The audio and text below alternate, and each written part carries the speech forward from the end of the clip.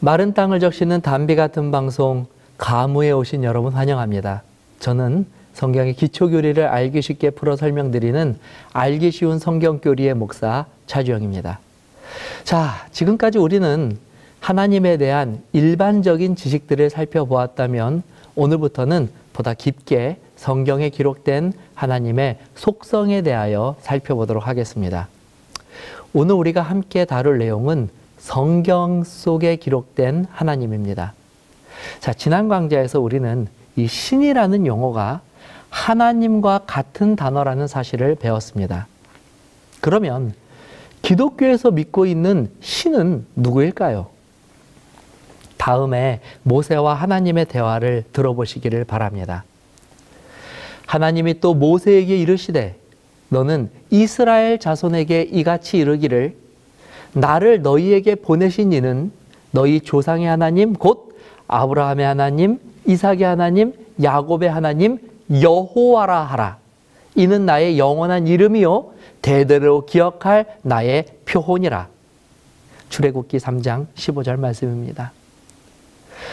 큰 사명을 가지고 이제 하나님의 명령을 받아 애굽으로 들어가기 전 이 모세는 떨기나무에 나타난 그의 조상의 하나님께 당신의 이름을 알려달라고 요청드렸습니다.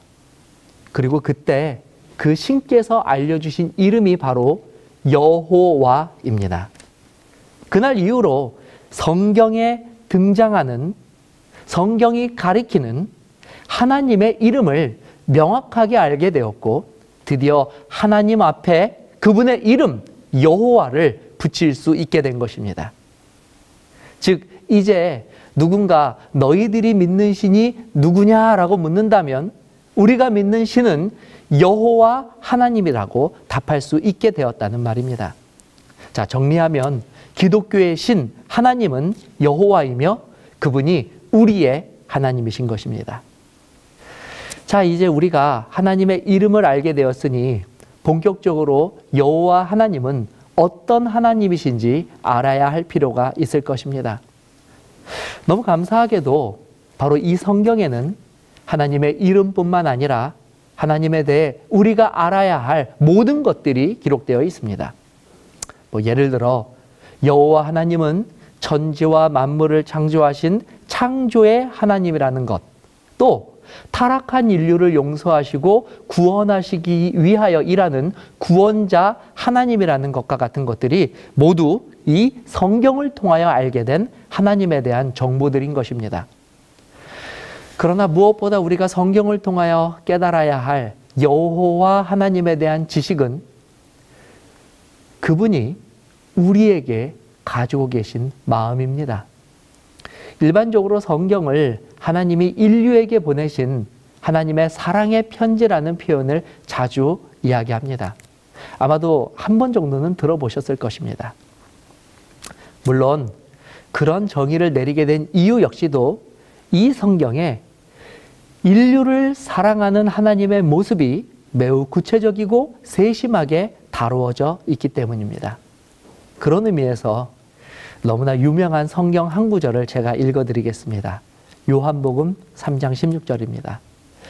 하나님이 세상을 이처럼 사랑하사 독생자를 주셨으니 이는 그를 믿는 자마다 멸망하지 않고 영생을 얻게 하려 하심이라. 사실 시간 관계상 성경에 기록된 인류를 향한 하나님의 사랑의 표현들을 다 읽을 수는 없지만 우리가 꼭 알아야 할, 그리고 절대불변의 진리는 하나님은 저와 여러분들을 사랑하신다는 것입니다. 성경은 이 점을 무척이나 중요하게 여기기 때문에 이 부분을 매우 자세하게 다루고 있습니다. 또 많은 성경절을 통하여 그것을 증거하고 있습니다. 제가 또 다른 성경절 하나를 읽어드리겠습니다. 로마서 5장 8절입니다. 우리가 아직 죄인 되었을 때에 그리스도께서 우리를 위하여 죽으심으로 하나님께서 우리에게 대한 자기의 사랑을 확증하셨느니라. 이 구절에는 하나님이 인류를 사랑하시는데 아직 인류가 그 사랑을 깨닫기도 전에 자신의 사랑을 먼저 보여주실 정도로 그렇게 사랑하신다고 기록하고 있는 것입니다. 바로 기독교를 가리켜 사랑의 종교라고 부르는 이유가 여기에 있는 것입니다. 사실 대부분 종교에서는 신이 피조물을 먼저 사랑하기보다는 피조물들이 먼저 자신들의 마음과 정성을 보여 신의 마음을 움직이거나 신의 마음을 사는 것이 일반적인 그들의 신과 피조물의 모습입니다. 즉 자신을 희생해서라도 신에 대한 사랑을 보여야 하는 것은 인간이지 신이 아니라는 것입니다. 대부분의 신은 사람들의 이런 지극정성에 감동받아야 겨우 자신의 자비를 베풀어주는 존재로 묘사됩니다. 그러나 기독교의 하나님은 오히려 사람을 먼저 감동시키기 위하여 심지어 신이 스스로를 희생함으로 자신의 마음을 사람들에게 전달하려고 애씁니다. 요한은 그 사실을 다음과 같이 고백합니다. 요한일서 4장 19절 우리가 사랑함은 그가 먼저 우리를 사랑하셨음이라. 그럼 기독교의 하나님이 인류를 사랑하는 그 마음을 전달하기 위하여 하신 그 큰 희생이라는 것이 과연 무엇일까요? 요한은 이 사실을 또 다음과 같이 증거하고 있습니다. 요한일서 4장 9절입니다. 하나님의 사랑이 우리에게 이렇게 나타난 바 되었으니 하나님이 자기의 독생자를 세상에 보내심은 그로 말미암아 우리를 살리려 하심이라. 요한일서 4장 10절은 사랑은 여기 있으니 우리가 하나님을 사랑한 것이 아니요 하나님이 우리를 사랑하사 우리 죄를 속하기 위하여 화목제물로 그 아들을 보내셨음이라. 성경은 우리에게 하나님의 단편적인 지식만을 제공하는 것으로 그치지 않고 이처럼 저와 여러분을 향한 창조주 하나님의 마음과 풍성과 계획까지도 우리에게 알려주고 있습니다.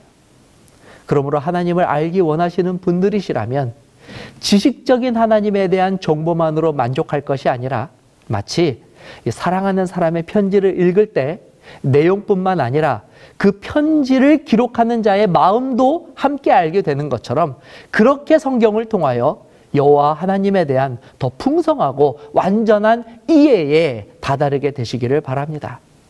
자, 오늘 강의를 마치면서 성경이 우리에게 보여주고자 하는 하나님의 모습이 어떠한 모습인지 조금 더 입체적으로 이해하게 되셨기를 바랍니다. 감사합니다.